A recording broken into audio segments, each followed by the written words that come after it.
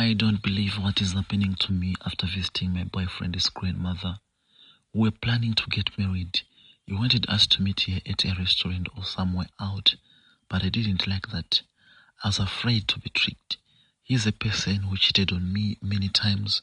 I was not trusting him like what I did during our first days. Now I'm regretting. I should accept his suggestion because I am in trouble.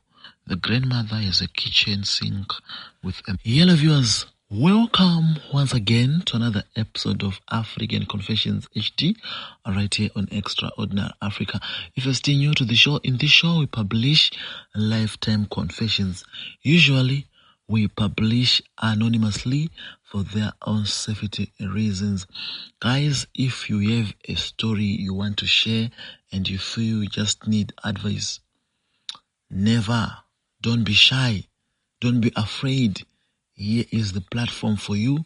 Share with us on our WhatsApp number +263 775 597 775 +263 775 597 775, or you can contact our PR Fidel at his Gmail account, fidelgoch@gmail.com. Ladies and gentlemen, without wasting much of your time, let's go straight. I will consider my grandmother my mother. She is a person who cared for me a lot. Mom was moving from man to man, having children, then come to the rural area to leave the children with grandmother. Grandmother suffered. When I was a child, she could sleep without eating, whilst we could sleep after eating the little we have. Granny acted as everything was okay. She never complained a single day. So I trusted grandmothers from what happened in my background. But now it has changed. I recently visited my boyfriend's grandmother. I am now in trouble. I am seeking advices because I don't know what to do. This thing is killing me. Here is my background. I am a girl in my mid-20s. I grew up in the rural area, staying with my grandmother. Mom was roaming from man to man, never took care of us. She never sent anything. So I grew up staying with my grandmother. When I was over 18, I decided I should go to town to look for a job so that I can take care of my grandmother and my other siblings who were staying with. I moved to Cape Town. In Cape Town, I thought everything was going to work, but it wasn't easy like that. I started walking from house to house looking for a job until I found it at this house. I was to be a cleaner. Cleaning the house was my task. I managed to raise my money so that I can start education. I decided to save the money. When it was enough to pay for the work costs and the rentals, I moved from that house and leave the maid job. I went to this tertiary vocational training center in Pretoria. I started learning my cookery. I learned the baking, and during the days I was at the college, I met this boyfriend. He was a person who grew up in the same situation of mine, but the siblings of his mother took care of him since his mother died when he was a child. They paid for his school fees and did everything. So we dated from the week we started the course to the week we graduated. We were still dating and planning to get married.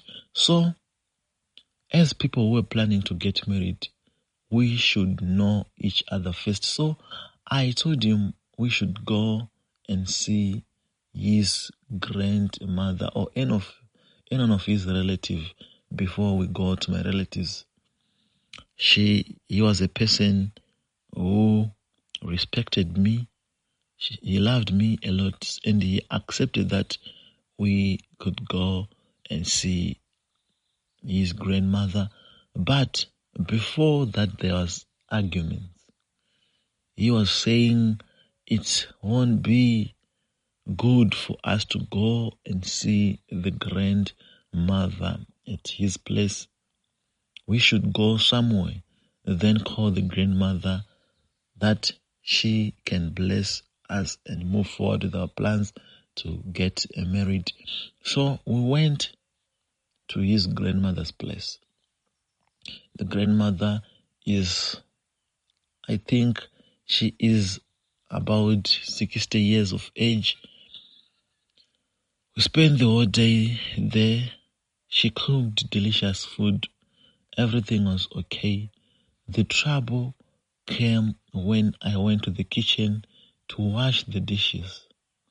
As I was washing the dishes, instead of water coming from the tap, it then started to come money, 100 rands. The sink was full within few seconds. I lost my words, and I decided not to tell anyone about what was happening. I thought maybe it was a fault somewhere. I took the money, some of the money, and then informed the grandmother after. Grand, come and see what is happening here. She came, she looked at my face and said, "Hey, who are you? You have those powers to expose my dues. From today onward, if you tell anyone about this thing you have seen in my house, you will surely die." Fear came all over me. I was now afraid. The day came to an end, but I was already crying and struggling inside, deep down my heart. I always wished my boy to say, "Let's go." We went out of the house. The following week, we went and saw my auntie so that she can give us blessings in our marriage. Yes, I managed to move out from the house of his grandmother with the money in my pocket. I couldn't pay my rentals that time. This is what forced me to do it. But now I am regretting. I should never store that money, because the color of that sink, I am seeing it on something.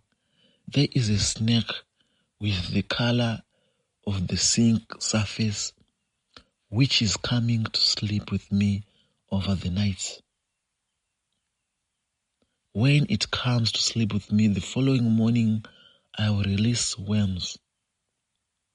Worms will be all over my body. Worms will be all over my bed.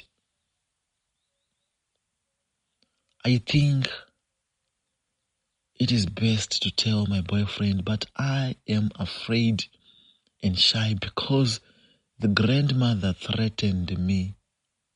I should never tell anyone what is happening at her house. I am now afraid. I don't want to be married by that guy again. I am trying by all means to avoid him, but I am afraid to tell him the truth about why I am avoiding him. This thing is eating me up. Solution uncle, please publish anonymously. I'm using a friend's cell phone. What's your advice to me? Or else I think it's best I should commit suicide since no one loved me in this life. The boy was the only person I trusted, but now I'm afraid to lose my life. Who will take care of my grandmother, the person who cared for me? Yellow Solution Uncle, please publish this one for me. I am pregnant for my father. I am in trouble because I don't know what to do. I've been sleeping with my father for years. Mom was suspicious, but she never caught us a single day.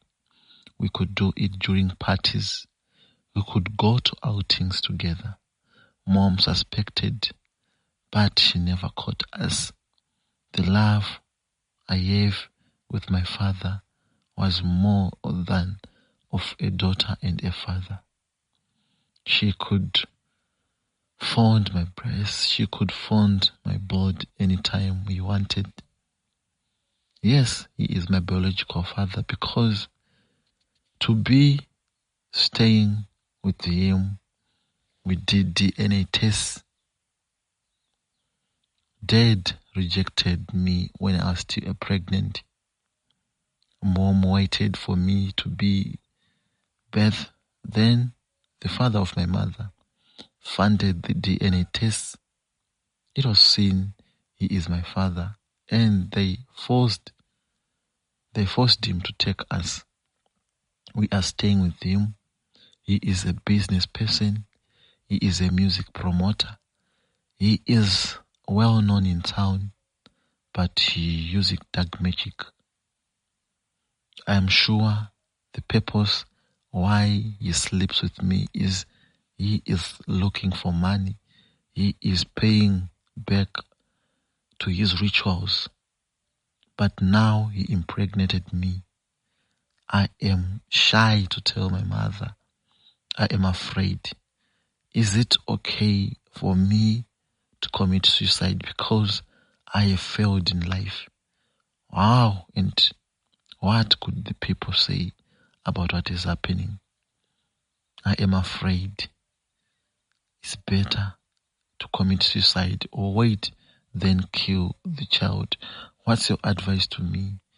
Do I tell anyone or I should just kill myself? I am afraid. I don't know what to do. Please, Solution Uncle, publish my story anonymously because I will be in trouble with my mother. The next is our third and final confession in this video. Yellow Solution Uncle, please publish this one for me. I met this guy in college in our final levels. He said I resembled an old classmate of his and wanted to be sure if I wasn't. I mentioned my name and he said no, that wasn't his classmate and that was all. I don't know how later we became so close to an extent that he became a very close friend. After graduation, I liked him and was waiting for his proposal, but the proposal didn't come. So I look at that. Not all guys who turn out to be so close you must date. So I said yes to a new guy I met after school. When I later told this close friend of mine, he was so hurt and asked me to break up with the new guy because he loved me but wanted to break up with his girlfriend before proposing to me. Because I also loved him, I had to find a flimsy excuse and break up the new guy. The relationship with my college boyfriend was a long distance one, but we have been friends for 4 years, so it didn't look new to us. We were very okay with it. Sometime later, I had to pick up an order from the guy I broke up with, and he ended up taking advantage of me. I really regretted it and felt telling my boyfriend would make him do something bad to him, but I decided to tell my boyfriend about it the following day. At first, he forgave me, but later communication wasn't effective. I tried everything possible until we got back to normal again, but he later broke up with me. I was constantly apologizing because if I didn't gone for the order, all this would not have happened till we started talking again. I was scared of losing him again. So when he raised the topic again in one of our conversations, I made fun out of it and told him the story took much to heart and that all was a joke. That was because I didn't want to lose him. He got offended because I said he took the story too much to heart and blocked me on WhatsApp. I kept apologizing but nothing. I've cut all the ties with my male friends just to let him know that I regret going to the guy's place to call and would never do such a thing. I have tried. I know I did you wrong and have hurt you mentally and emotionally. After trying to apologize for a number of weeks, he wanted closure, so I told him everything. Now he has unblocked me, but getting to talk to him like how we used to be is not working. He knows my history with men and knows very well that I don't have that kind of relationship with the men aside work or school, cause men took advantage of me as a child. I think I deserve a second chance or don't. I trusted the other guy so much that he took advantage of me. Even after coming to apologize to me, I asked him to tell my boyfriend the truth about what happened, but he refused and said he wanted me and so. If he couldn't have me, then my college boyfriend can't have me. I've been there and I don't even know what to do with my life. I've been having suicidal thoughts lately, but I'm getting through it with the help of senior colleagues at work. But I haven't been able to open up to hear about everything. Thank you, ladies and gentlemen, for tuning into Extra on Africa. That was the confessions in this video. We will meet in the afternoon. Ladies and gentlemen, I'll read as it is in the message I receive. So sometimes it's very difficult. There are some phrases which could be written in a very confusing way. So I'll try by all means to make it clear. Thank you so much for always supporting Extraordinary Africa. Until we meet again, bye for now.